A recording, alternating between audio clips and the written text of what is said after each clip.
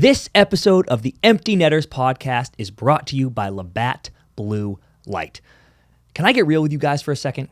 If you're a longtime listener, you know that this is a crisp Canadian Pilsner, and you know that every sip is brewed with Canadian kindness. But what you don't know is that this is literally my favorite light beer. I implore you to go try one. I know it's not in your regular rotation. Put it in your regular rotation. I don't care if you're watching hockey, if you're pre-gaming, hanging out with the buddies, day drinking, doing whatever you feel like. When you're ready to crack open a cold one, give LABATT Blue Light a try. It has changed my beer drinking game permanently, and I assure you it'll do the same for yours.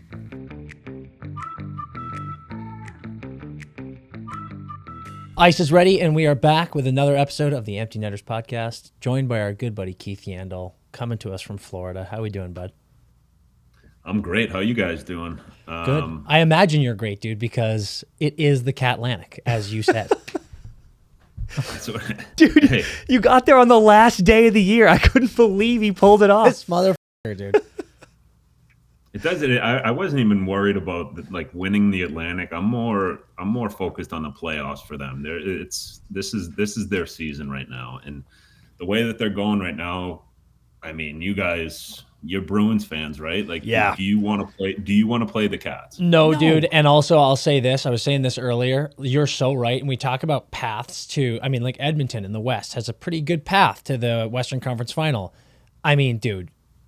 I love the Bruins with all my heart, but it feels like the Panthers are going to dick slap whoever comes out of this shit show in Boston and Toronto. Give me a break. Yeah, I think the Rangers could give them a good fight. I don't see anyone beating them. The way Bob's playing, they're deep, they're fast, they're mean.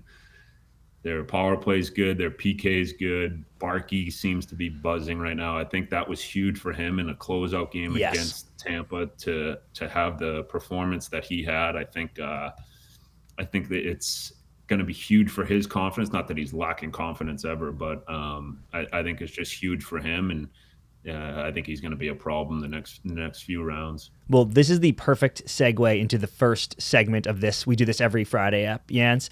We start the app with a power ranking of the top 5 teams left in the playoffs, and we can't move on till we all agree. So it sounds like we're all already happy with Florida at 1. I think I'm happy with 3. And maybe someone in the because I feel like you had Rangers 1 last time. No. Yeah, I did. But Florida is 1 right now. I feel very confident saying Florida is my 1. Okay, so we're all happy Florida 1. Who's your 2, Jans? And it's like how they're playing right now. Like, who's the second best team left? So for me, for 2, I'm thinking either Rangers or Colorado. Yes. I think Colorado is buzzing right now. They look so good. They're getting rest. I don't know. What do you guys think? For me, it's either of those teams, Colorado or. I completely agree with that, and I would have said Rangers are my lock, but with the way Colorado just finished that series and then Hellebuck's comments, I'm kind of like, oh shit, I think the Avs are buzzing out of control, so I think Avs are hopping the Rangers. Okay, so we go, and I think I'm okay with that because of how scary they looked. Like, I made a prediction that I was like, Hellebuck's going to lock, we'll get into that later, but I was like, Hellebuck's going to lock it down, and then another 5-6 pumped by. Yeah, and think about it, guys. Like, that Jets team is not bad, and they're so much better than that Caps team. So the fact that Colorado handled the Jets like that, I mean, they gave them 1 and then swept them. So I'm kind of like, dude, Colorado's a problem. Okay, so we're going Panthers 1, Avs 2, Rags 3. Yep. And now I feel like for 4-5, we're probably talking Canes Oilers. It's got to be some variation of that. I think we got to put respect on the Canes, put them in that 4 spot. Or is Dallas even in the conversation, even though they haven't clinched yet? I like Dallas. I've had Dallas the last 2 years, so I even like Dallas more than Edmonton. But okay, I like that too. I completely agree with that. And we're probably going to eat crow, and Vegas is going to beat them in Game 6, and we'll take it to Game 7. But I agree. I like Dallas more than Edmonton. So what about more than Canes? Do we like Dallas more than Canes? It's hard, right? Because the Canes are kind of in that same category with the Rangers, where it's like, yeah, they essentially swept the team, but are the Islanders that impressive? Am I that impressed with that beatdown? No. But They made it too close for comfort for me. If they know. spanked them every game, I'd be fine. But they were like pulling wins out of their ass, like scoring 3 goals in the last 15 seconds. Of like, what are we talking about? And it's right now. Like Dallas has just won 3 straight against Vegas. Like Dallas might be 4, maybe 3. Yeah. No. Okay. Come. Relax. But yeah, I mean, I think Dallas 4. Okay, I'm happy with that. Me too. But then I refuse to have the Canes not on this list. I mean, like, give me a break. So Canes over Edmonton, we're okay with that? Yes. Yeah. I'm fine with that. Because I think the Kings might have stunk a little bit. They are in a tough way. Yeah, I think so. But yeah, I think I'm happy with that. Florida, Colorado, Rags, Dallas, Canes. That's a good power ranking. I think that's right. All right, I'm happy. Good job, team. We did. We did. That was well done, boys. That was really well done. Squad, we're taking a quick break to talk to you about Bauer Hockey.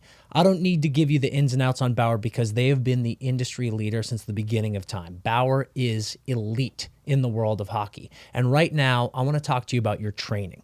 Whether you are an elite player or if you're just getting into the game, Bauer Hockey has you covered. We're going to take you to bauerhockey.com/training, and you're going to find all the things you need to take your game to the next level. They've got the digital reactor dangler if you want to work on your stick handling, and they've got the reactor slide board if you want to work on your skating. No matter what, Bauer Hockey is the best way to make sure you get to the next level, and we're going to save some money on shipping for you. So if you go to that website, you're going to put in promo code EMPTY, and you're going to save all of the shipping costs. You can also head to a Bauer retailer nearby and get started today. Either way, Bauer's got you covered on those next steps to getting your game to the level you've always wanted it to be. All right, let's get into the Bauer Hot Ice right now with Yandle. We're going to rip through the series right now and just kind of like give quick hitting thoughts on everything that went on. Let's start with the next round matchup of, or first round matchup of Rags Caps. Not much to say, really, right? Yeah. Like it is what it is. They handled their business, right, Jans? Is that all there's to say there? Yeah, handled their business. Ovi, I don't think. Yeah, I mean, I remember playing against him in playoffs when I was on the Rangers, and you didn't want to be on the ice against him. He was either shooting a puck through your shin pads or running you through the glass. So it's to see him like that just looked like they used so much of their effort to get into the playoffs that they just kind of ran into a wall there. But I think the Rangers did a great job of handling their business, showing who was boss and really loved their game. I thought Trocheck was amazing. Not just saying that because I love him, but I thought he was amazing. Obviously Panarin and Fox, those guys are always going to be great, but Shesterkin too. Dude, lights out. The Russian goalies, man, are a problem right now. They're taking over. It makes sense when you think about good goalies are often lunatics, and then you add the Russian element. There's no wonder. No competing with that. They're fantastic. No competing with that. I agree with all of that. I picked Trocheck as my dark horse Conn Smythe winner. I mean, he's been unbelievable. I will say Ovi clearly battled injury all year, came back, was buzzing a bit, got over 30 goals, but I think he's not right. And then we find out Oshie had a broken hand. They were banged up, but yeah, Rangers took care of business. It wasn't exactly pretty all the time, but I don't think they're fazed by that. I think this Rangers team is very grown up, and they were losing for like 2 minutes and 50 seconds of that series. They were just like, it was a joke. You're fucking dead. Next one that I want to talk about a little bit, and we just were touching on it, is Canes Islanders. I had one question for you, Jens, because you're right. They made it, they gentlemen's swear, 5 games, whatever. A couple games too close for comfort, but twice in that series and almost twice in Game 5 alone, Kotkaniemi hit the crossbar. But the Islanders gave up goals 10 seconds after a goal. What is there anything to that, dude? Like, are they just asleep at the switch off the center ice draw, or how does that happen to an NHL team twice in one series? Yeah, that's what I mean. That's why we're talking about it, because it usually doesn't happen, especially if you're leading. If you're down a goal and the team scores too quick, then you're kind of, pushing for offense. But when you're leading and give up 2 goals that quick, it is the biggest buzzkill on the bench. Like, there is not a worse feeling. Obviously, every guy out there doesn't want to give up a goal, but it's it's heartbreaking for a team. Tough to even like get morale if you go into overtime after that. I think one of the games they tied it up and then won it in overtime, right? The one OT game, the Islanders is the one they got. Barzy got it, correct. I think. But there was one, they were down 3-0, dude. And then with like 5 minutes left in the third, they tied it and then fucking scored again 8 seconds later. And they lost in regulation. They lost like by 2. They won 5-3. Yeah. Like, what the fuck?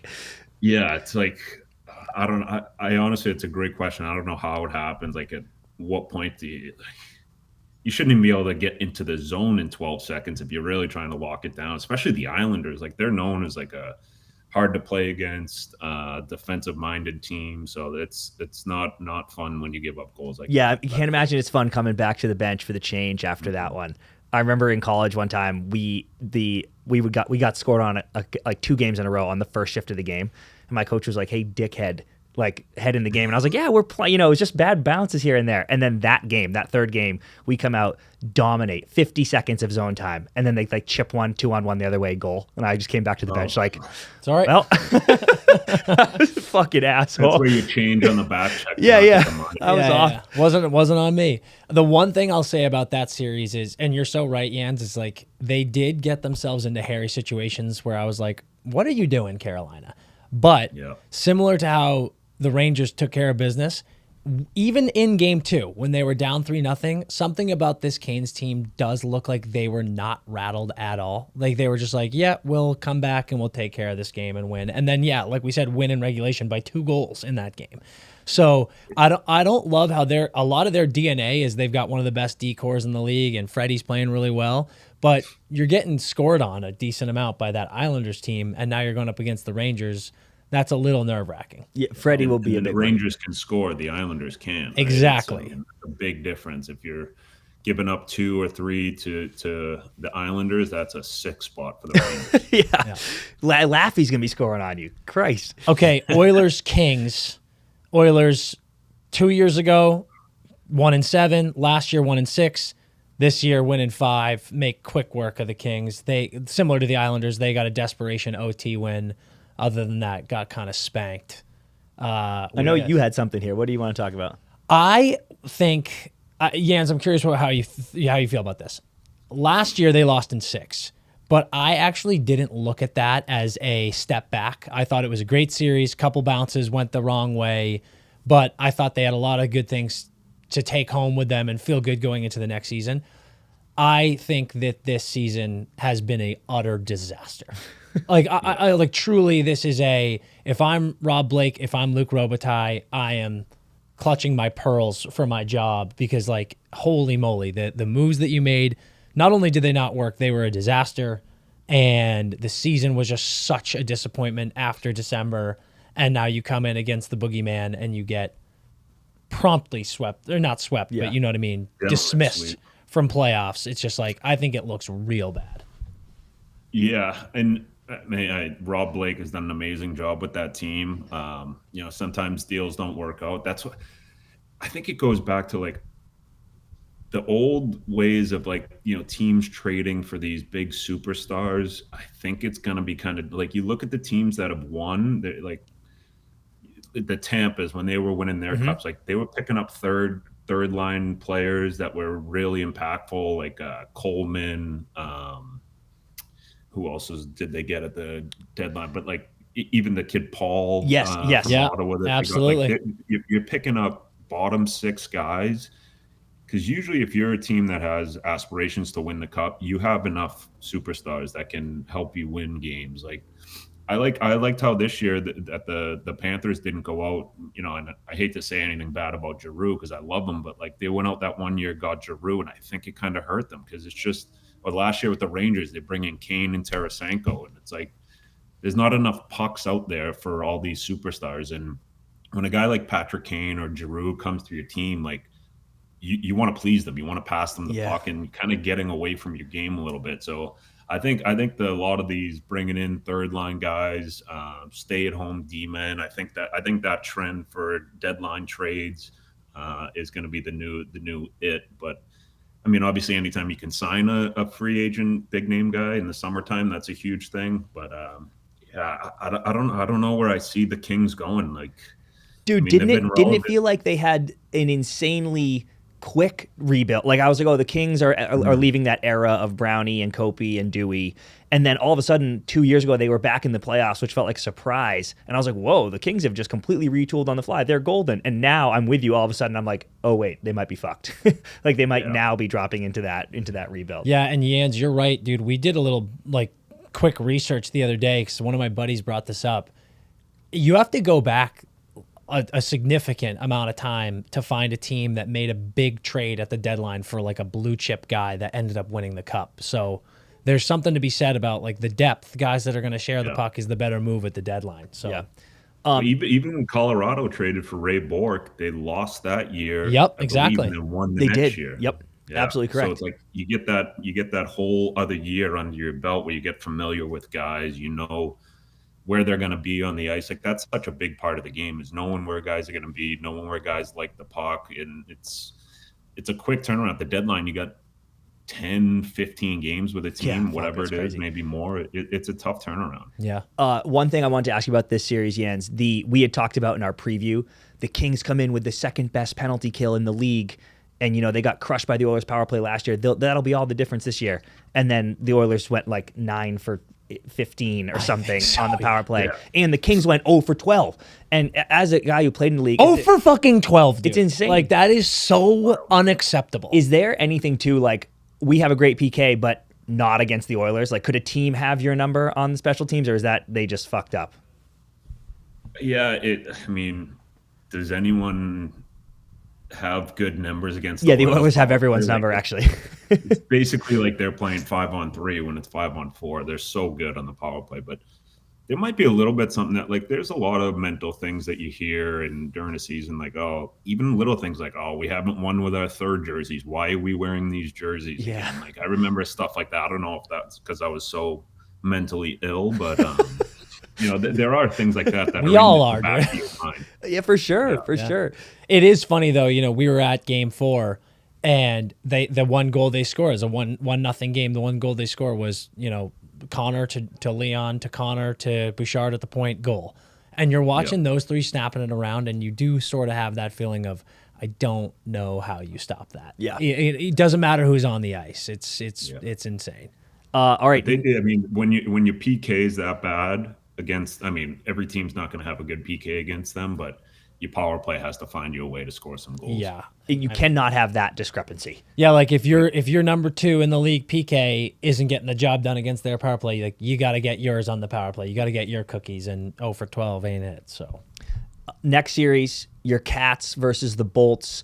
Cats do it in 5, and honestly, I don't even think that's enough impressive. That's even more impressive than it sounds, because I think Tampa gives any other team in the East an incredibly difficult series. So the fact that this was 5 is amazing. Talk a little bit about how good the Panthers look, and goodbye Stammer, or what do we think? What do you think on that, dude? I know a lot of people were saying looking at him on the bench, taking it all in, was just the captain doing his duty, being the last off the ice. Do you think there's anything more to that? I think he's packing his U-Haul and driving 433 miles southeast to South Florida. Really? Oh my God! I do. I really do, for some reason. Really? I haven't talked to anyone about this. Obviously it's a shot in the dark, but I think he can see the way that the tides are turning. Probably doesn't want to leave Florida, my guess. Probably doesn't want to leave Tampa, and I'm sure they're going to do everything to get him signed.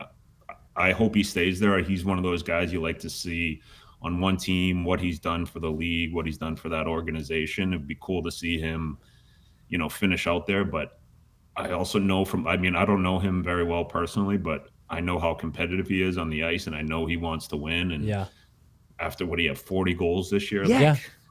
Over point per game again. Yeah. I love that take so much, because there have been a lot of something the other day popped up online that was the most likely destinations, and it's the ones we've all heard of. It's like Boston's been mentioned, Detroit's been mentioned with the Yzerman connections, Montreal's been mentioned with the Marty St. Louis connections, and I'm like, I can't really see that one, just because, like you said, he feels too competitive to me. I think he wants to go to a contender right away. He's 33. He probably has 3-4 years left.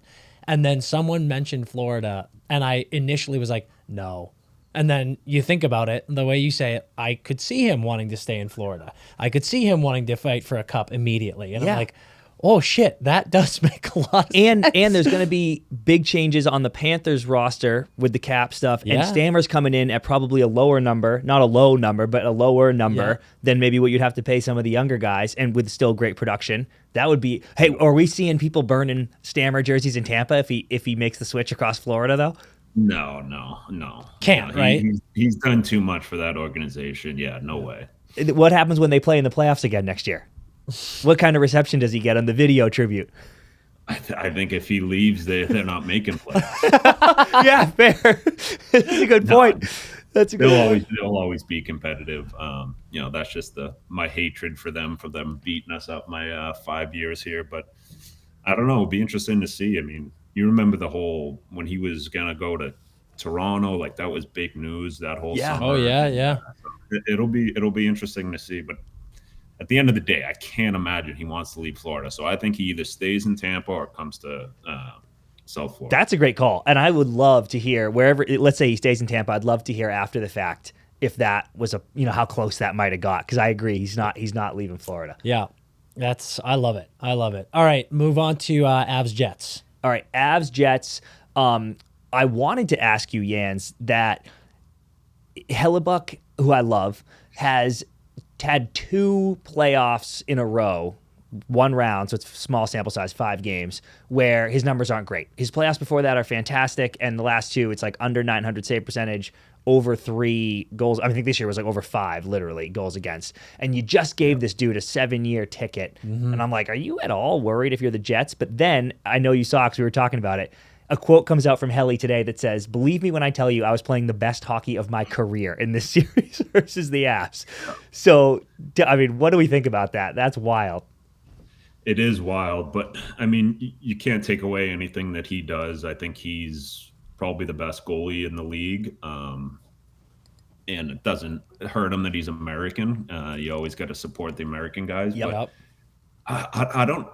I don't understand. Like, a lot of people, like, I did a show yesterday, like every single guy on the panel had Winnipeg winning that series. And I didn't watch a ton of Winnipeg this year, but I don't know. I just don't see them being as good as people thought they were, just because they have an elite goalie. Like, it takes a lot more than that in playoffs to win, right? And it's tough to hear. Like, especially when I heard those comments, I was thinking, like, next year you got the Team USA. He's most likely going to be the USA goalie. I think we have the way better goalies in Canada. Yeah, and it's like, do you give him the start? I don't know. Yeah, I don't know now.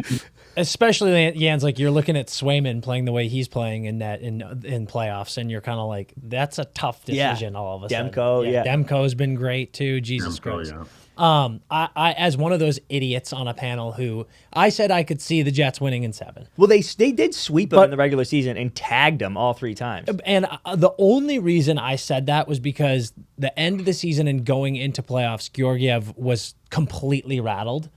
And I was like, if he's like that, they're going to lose. And then he was like that in game 1. Yeah. So I think that's why people said it. But the second he got it together, which he did in game 2, you could see this is the Avs team everyone was worried about. That's the team that I picked to win the Stanley Cup in January. Yep. And they're playing like that again. And we don't need to harp on about it because we talked about it earlier. Holy hell, do they look good. And Middlestat, Jans, to your point, like, that's a great ad. And you know what I mean? They didn't trade for like a massive superstar. You bring somebody over who can bolster that middle 6 and help you make that deep run, right?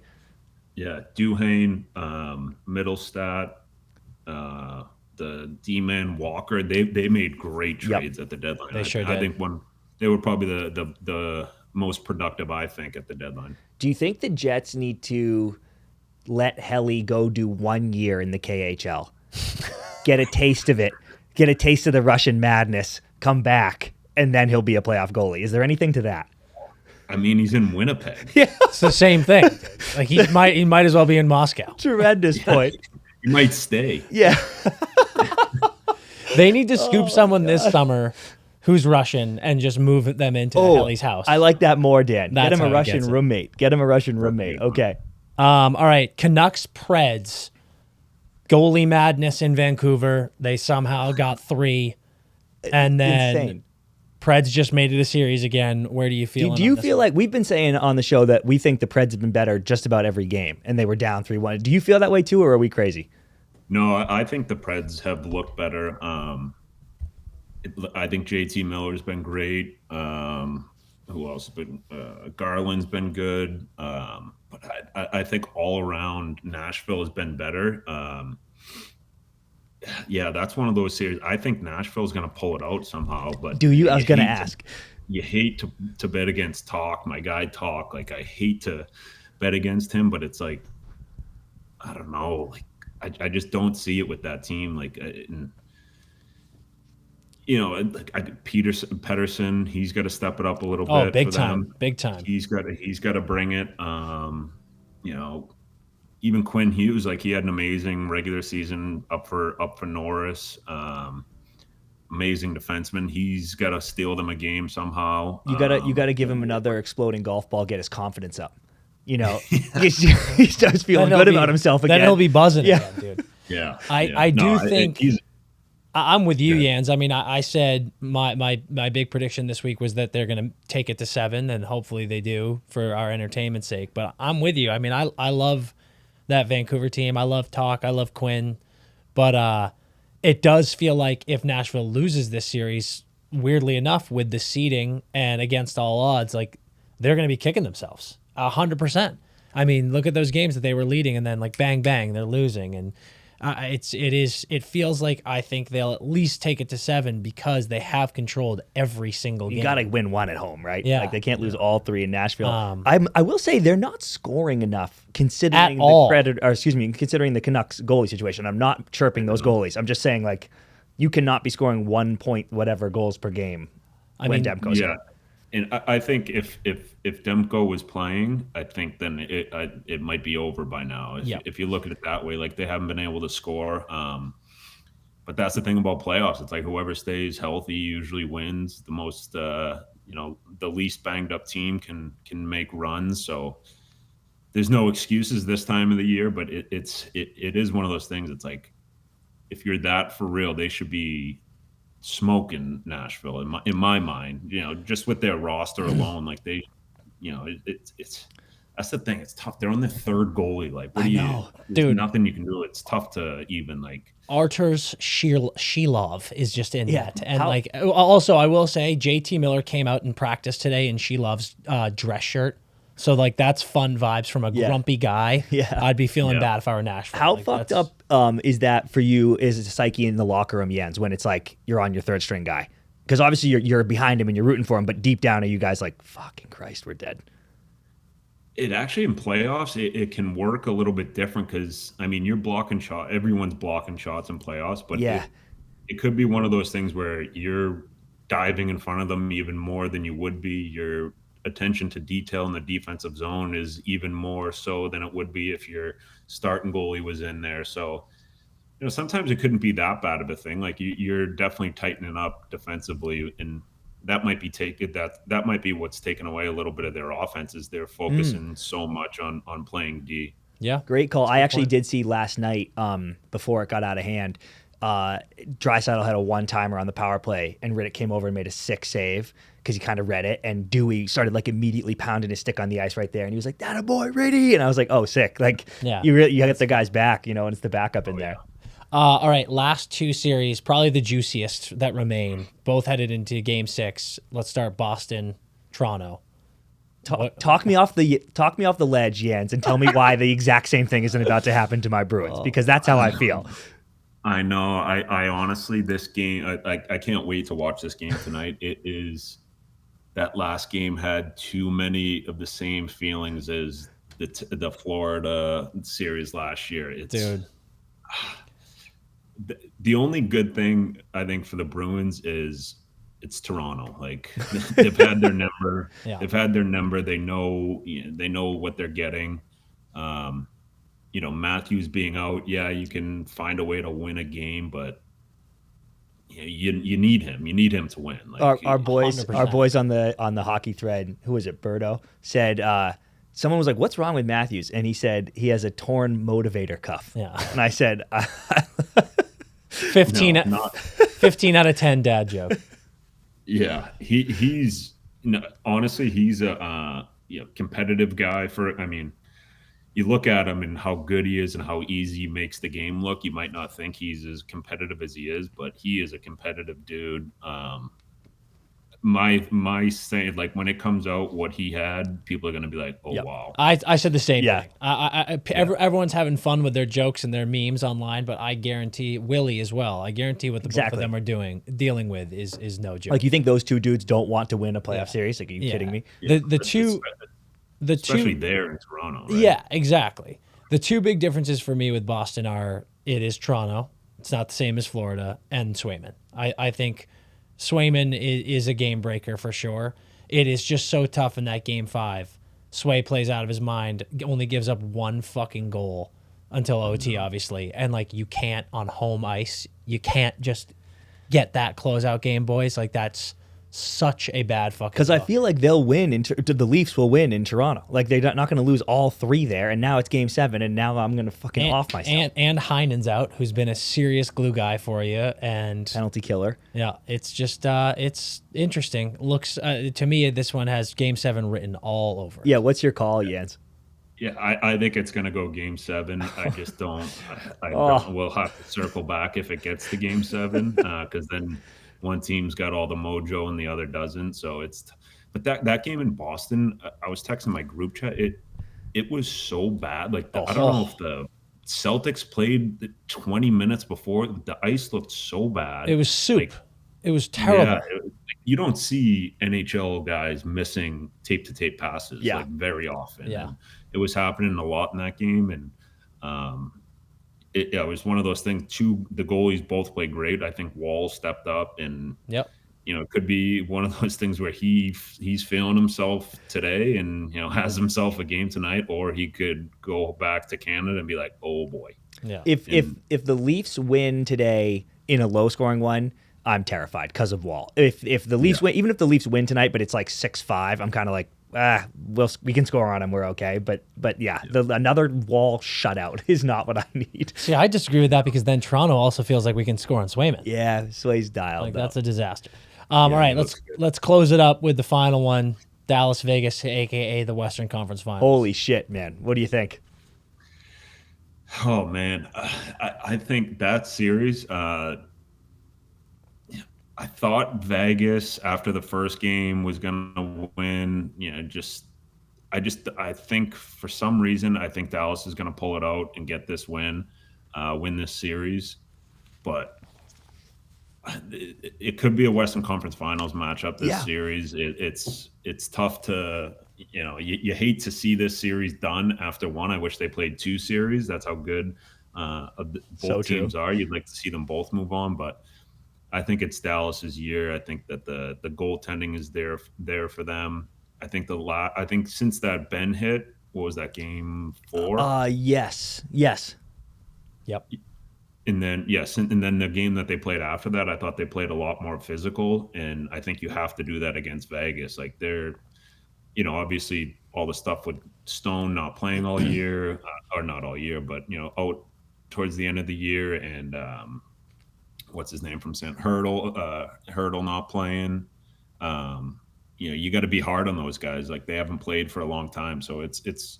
I think as long as they play hard and continue to just beat them up as much as they can, then I think they can win that game. Just goaltending too, like, because Vegas's goaltending has been a little down, right? Because Hill was nasty. There were stretches where both Logan and Hill were great this year, but it hasn't quite been that level, right? And Otter's kind of stepped up. I agree. I think that might be the difference. I've got 2 things to say. One, and I know he's our buddy, so I'm a little biased, but it's been wild to see how good these teams are, how much talent there's on the ice.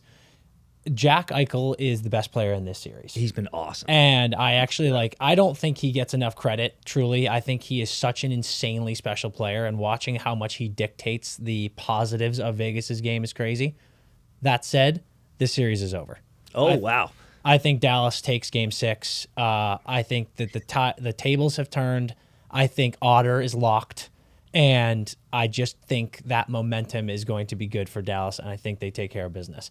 Unfortunately, as much as I'm with you, Yans, and I love the Stars and I want them to go the distance, I just think this series, even if it ends in 6, is too brutal, and then they're going to run into the buzzsaw of Colorado, and I just don't know. I don't think you can survive Vegas and Colorado. That's tough. I know. It's a gauntlet. It's a gauntlet. So would you have gone to Hill, Jans, for Game 5? I think that's kind of the Boston last year. Like, I think you need your number one. Like, you just need a guy to know he's going to play. Like, if you're a goalie and you're like, oh, if I lose tonight, I might not play. Like, that can't be good. Like, for confidence wise. I agree. But, I would try to. I mean, obviously, it's easy to say as a guy sitting behind a computer, but not a coach. I would try to just have one guy and roll with him. If you lose a game, you're not going to win every game in the playoffs. So it's all about battling back. And I'd probably stick with one guy, whether it's Hill or I'd probably go Hill. Yeah. Well, another great segue into our Armchair GM. Yes. Do any of the boys have a thought on a coaching adjustment you might want to make that you're seeing out there? Lineup change, goalie change, whatever. Does anyone have one that you're thinking of? Mine was just I kind of just touched on it a little bit. Was Dallas just playing hard? Like they're, I know playing against Jamie Benn for a long time. Even Sagan, like he's a highly skilled guy, but he can hit. Like he finishes checks. I mean, you saw him. It was a little bit high of a hit on is it Martinez last night? Yeah. But he got punched in the face by Pietrangelo, so he was pissed off. Didn't Segs get tossed in that game or in? No, they were gonna give him a major, and then they did reviewed right? it. Yeah. But like that's he just got 2. But that's that physicality. I like it. Keep throwing the body. I think the physicality with them, and if they do win that series, they'll have to bring it over to Colorado. But I think the way that they're set, I think they're how you have to build a team. If you're a GM, draft well, have good veterans, obviously a good goalie. I mean, it's easy to say, but like Jamie Benn has gone from started as a 4th line guy, was a 1st line guy for a long time, and now like with these younger guys that are so good, like he's accepted his role as he's still a dominant player and tough to play against, but you see him out there, you see him coming on the forecheck, no visor, like he's a scary dude out there, and he'll fight anyone. Tough dude. So I think he leads the team in that department of, leading the way with the physicality. So I think if those guys, the bottom 6, and Dadno, I think Dadno has been amazing. Oh God, so good. Scoring from behind the net. Yeah. Did he miss? Who missed that 3-on-0 though? Was that him? They had that 3-on-0 that Stank sent over, and if someone put it over the net. Did you see that? I did see that. I don't know if it was Dadno. That was crazy, but he's been awesome though. He's been awesome. Yeah, I love that one. Mine was actually going to be keep Domi at the center position on the dot if Matthews was back in the lineup, but he's not, so they're going to keep that line together. So mine is looking to Carolina Rangers series. Mine is Carolina needs to tighten up a lot because the way like we said, the way they've been beating this Islanders team is like, oh, they've given up a couple goals, and then Gensel gets buzzing, guys start going, and they just win in a shootout. You will not win in a shootout against the New York Rangers. Yeah, right. So if they're going to win, they need to tighten up whatever it is in their adjustments in their D zone. They can't be giving up sloppy goals and hoping they're going to beat the Rangers 5-4. So they need to focus on a game of lockdown, shut down their big guys as much as possible, and hope to win tighter games because you ain't going in guns blazing against the Rangers and winning. Yeah. Promise you that. All I had was Eichel and Marchessault leading the Knights in points. Hurdle on that wing, it has been a ghost. Mm-hmm. Maybe you try something different there. It's not like he's been on not like he's been playing with those boys for 3 years. I'm like, I don't know, bounce him around, put him with Willie, put him with Stoner, something like that. Because they gotta get back in this thing, man. I thought they had him. I like that too.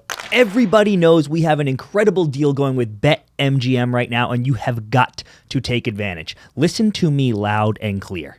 You can lose a bet and get money back. Did you hear me? If you place a bet from $5 up to $1,500, if you win, congrats, you're a genius. Go spend that money on something nice. If you lose, BetMGM will take that money and put it all the way back into your account.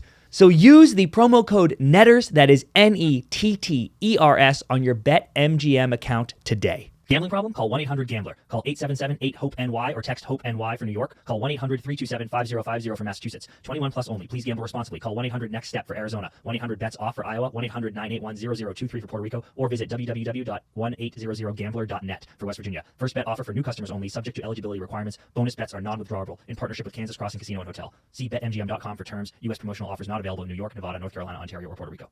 Huge shout out to Keith Yandle, our boy. Yans, you the man. How much fun is it with him? Yeah. He's just the funniest, coolest guy in the world. Also, he's got great takes. Got great takes. I thought his takes when he came on earlier this season were hot, but it turns out that they were the perfect temperature. Turns out it was the Catlantic. I was about to make fun of him because the Bees were in first place all year, and then he was right. He was right. He was right all along.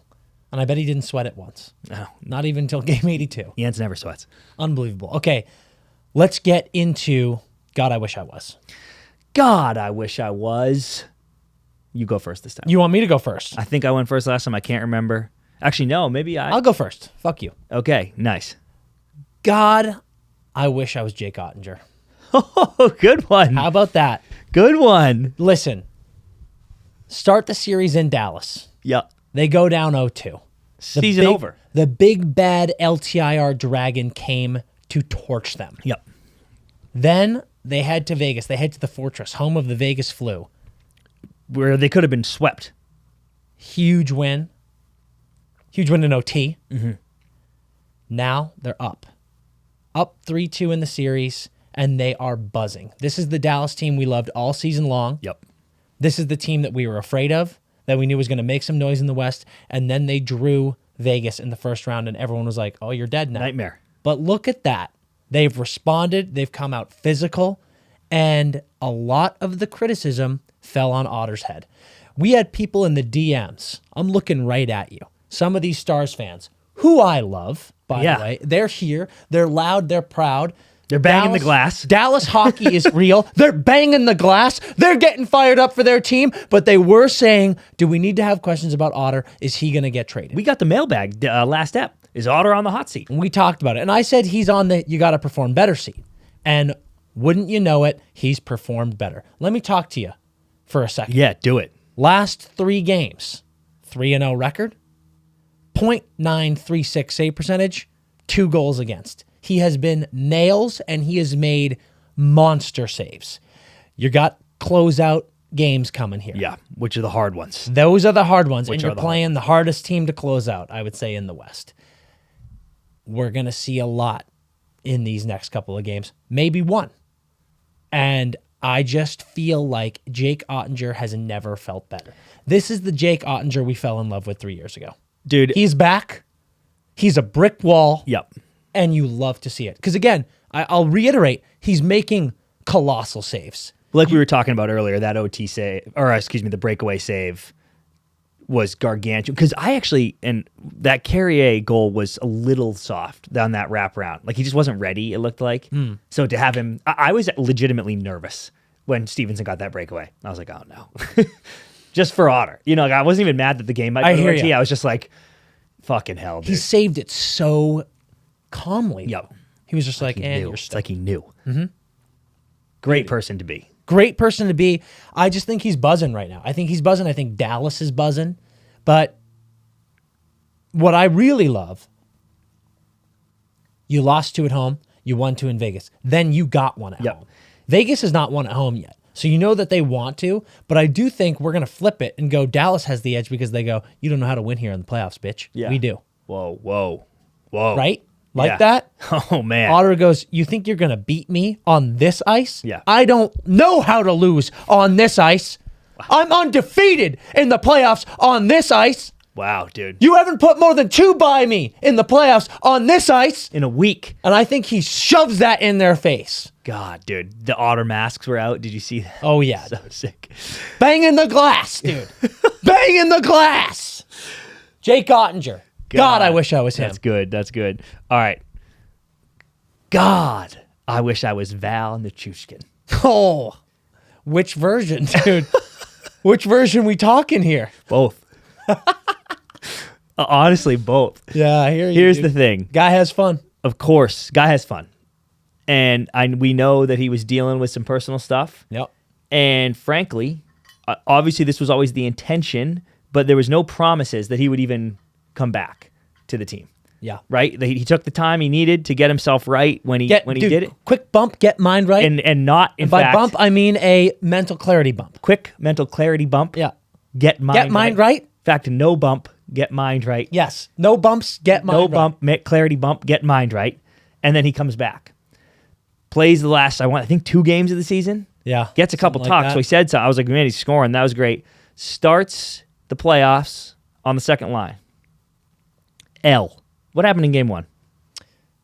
L. Tough L. L. And he scored. Wasn't his fault. A shootout L. Yeah. As in... Yeah. Pew, pew, pew, not a literal shootout. So, you're Val. You're the choo-choo train, okay? You've just returned from the team. Your mind is right. You're back on the team. Yeah. And he's like, okay, playoff here now. Let's go. Second line. We're playing the Jets. Shit, are the Jets good? I've been gone for a while. What happened? L. And he's like, oh my God, who is this? They swept us in the regular season. What's going on? Then the house go like this. You are now on first line with Nate and Moose for the next 4 games. Let me hear those stats. 4 games. He's now on the first line with Nate and Moose. He goes 6 tucks in 4 games, 4 wins. Whoops.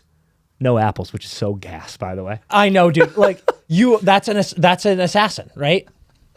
That's a Russian assassin. Oh, you go like this. I am here to put puck in net. Dude, imagine being Val and knowing that you have now gentlemen swept the Jets. You play with Nate and Moose. You score well over a goal a game, and your mind is right. I'd be terrified to play against that. That is got to be the greatest situation anyone's got in the league right now. He also feels like a perfect player to be with Nate. Like, I imagine Nate looked at him and went like this, hey, look at me. The puck will get to your stick, put it in the net. Shoot it in the goal. That's all I need you to do. Yeah. And Val's gone like this. I can do that. Yeah. That sounds fun for me. 7 that sounds goals. like something I'd be happy to do. 7 goals in 5 games, no apples. Unbelievable. God, I wish I was Val. What a life, dude. Incredible. We talk about Ovi after he won the cup. We talk about Oshie after he won the cup. Guys who've had a really good time. Bowen Byram was the of last Colorado Cup. You got eyes on Val? If they win the cup, I got eyes on Val, dude. I'm following him around like a puppy. I want Val to win Conn Smythe. Because his mind's right. Because his mind got right. And now and I want him to have 35 goals, no apples in 23 playoff games. Yeah. And they're like this, Conn Smythe. Conn Smythe. Know your role, dude. Oh my God. And Nate's like this, go pick up the trophy. And he's like, oh, okay. Like, just do what Nate says. Yes. Dude. Just shoot puck in net. Pick up net. trophy. Get puck put in net. Get mind right. Get Conn Smythe lift up overhead. That's all he needs to do. God damn, Val. Beautiful stuff. All right, next segment. Next and final today. Yeah. We're going to close out. Like we're going to do every Friday with a little bit of a temper tantrum. A little bit of a rant. Last week we ranted about the Panarin hit. Yeah. People yapping about it. This week we got something about the officiating. Do you want to start or me? I can start. Little old DP rant. Listen. I hate ref rants. I hate it. Because officiating's been terrible this year. Listen, there's always bad calls. There's always suspect calls. We could rant all day. The calls should be even. We all agree.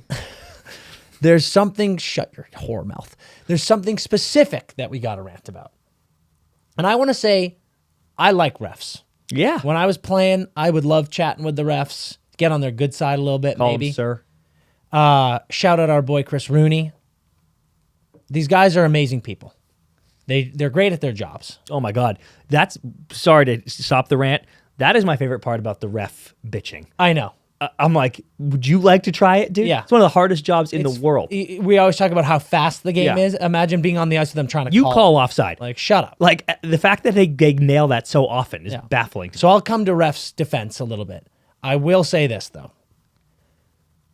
Fucking enough with the 4-inch just offsides calls. Okay. Guys are carrying the puck in the zone. They reach the red line. They not even dumping it in. They're putting it in deep so their forwards can go crash in and get it. And they're 4 inches from the red line, and these refs are going like this. Icing. Oh, sorry. Yeah, you said offside. Oh, did I say offside? Yeah. My bad. Icing. Dude. Didn't mean to say offside. Icing. Enough is enough with these fucking, yeah, it's just barely icing. Fuck off. Dude, we saw Charlie McAvoy got called on one. Yeah. We saw it happen to Edmonton last night. We're recording Thursday. It happened in Edmonton Game 5. Happened to Dewey in Game 4 of the Kings-Oilers series. I understand that there is a rule. That it's if you're this side of the red line, that's icing. I understand that. And for the baseball fans out there, it reminds me a lot of that neighborhood play on the double plays when they used to let the middle infielder just kind of be near second and be like, yeah, he's out. Like, you don't even have to touch the base. Yep. Icing has felt like that always. Where they're like, yeah, just get fucking close, dude, and throw it in there. And it is like that in the regular season. And I get, of course, too, that the playoffs are more intense and you want to crack down on this shit, but it just... I don't feel like they call all of them. Like all of a sudden, it's like, oh, dude, that you were a step away. And if you're gonna start doing that bullshit of like you weren't at the red line, then I'm like, okay, then this now needs to be like a challengeable thing where I can literally go to a video and be like, the puck wasn't over the red line. If you want to get that gnarly, which I don't want. Yeah, we can all agree. I'm being like, get fucking close to the red line and get off my ass. The only point I'll hear, and I want your take on this, is if a forward is actively trying to not let that defenseman get the red line because he's like, oh, like I want to force you to make a play. So they step, a foot before and are about to hit the rushing defenseman, and he shoots it in. To let that be fine because you're like, he was close enough. I am kind of like, that sucks because you're working hard to make sure he doesn't get that line. We live already in a judgment-based zone with NHL referees, with hockey referees. It's a judgment game. So I'm fine with that. Leave it to judgment. If a guy is rushing the puck up, there's no pressure. They clearly have possession. They're not scrambling. They're not looking for an ice for a change. And they dump it in, and it's the neighborhood vibe. It's a little early. Don't fucking blow that. But yeah, if they got pressure. If a forechecking or a forechecking player on the opposing team puts a little pressure on them and they dump it a little early, I'm okay with that being icing. And that's where the judgment comes in. Because I'm like, you were going to get hit, dude. You were going to get hit, and you let it go early. Yeah. And that's an ice. It's these ones where these guys there's really no pressure on them, but it is the right play to be like this, I'm getting pucks in deep right now. Yeah. And you're like, that's an icing. I'm like, fuck off, dude. And that's what these players are doing. These players are like, are you fucking joking me, dude? Like, that was not a fucking icing. Yeah. I have the red line. I want a turn into situation in baseball neighborhood rule here. Yeah. If the extension of my stick. Oh, I like this. Hits the red line. Okay. Yeah. As in, I'm Chara could have fucking shot it in from his own zone. Absolutely. Yeah. We're going to start getting more guys like Rempe on the ice if this is the case. But you know what I mean. If I love this. And I dump it in and the extension of my stick is on or over the red line, I'm kind of like the momentum too. Yeah. Not like a dump reach. I'm talking like I shoot it. Yeah. We're getting the red line here. Come on. I'm there. We're getting the red line. Yeah, I've had enough about the early icing calls. I might even... No, never mind. No, go. Let that crazy CP brain go. For a second there, I was going to say it should only be icing if you're in your own zone. Any dump from the neutral zone should be okay. For a second there, I was going to say that. Can I be honest with you? Yep. I see why you wanted to say it. Yeah. Because part of me is like, you're out of the zone. I'm like, whatever, dude. Just fucking like, if you get it out of your zone, then I'm like, just chip it in there. Who gives a fuck? Yeah. Like, it's hard to get out of your zone. I shouldn't also have to get to that red line. No. I might actually. I might be saying it now. No. Listen, I like that you're exploring things. You're letting your mind wander a little bit, but we saying it. No, we can't be saying. I got to think about that for a second. Think about stuff like you're going for a stretch pass. Like if you're taking the risk and it misses, touches no one, that's got to be ice. Well, that's actually what I hate about it. Like I feel like it's a dumb. If I'm out of my own zone, I cross my own blue line, and I see my off wing cutting, and I fire a pass to him, and it misses him. The fact that that's icing, I'm like, what, dude? Come on. What are you talking about? That should be fine. I'm out of my zone. If you're trying to fire a stretch pass from deep in your zone and it's icing, I'm like, yeah, you missed him. You're getting out of control here. I think there should be... No. I like you thinking about it, yeah, but we can't hang our hat on. All right, fine. Keep the icing at the red line, but chill with the calls on the intense laser down the line. Don't need it. Yes. Don't need a laser pointer. I just need some common sense. Yeah. Agree. That's the temper tantrum. We're sticking to it. That's also it for us today on the Empty Netters podcast. Huge Game 6 Bruins in Toronto. Tilt, only game of the day. And then we've got a busy weekend ahead before you guys see us next time. We're going to get game 1 of Rangers Carolina under our belts by the time you hear us next time. So we've got a crazy weekend. Enjoy the derby. Enjoy the hockey. Let's see what's going on. And until then, skate hard.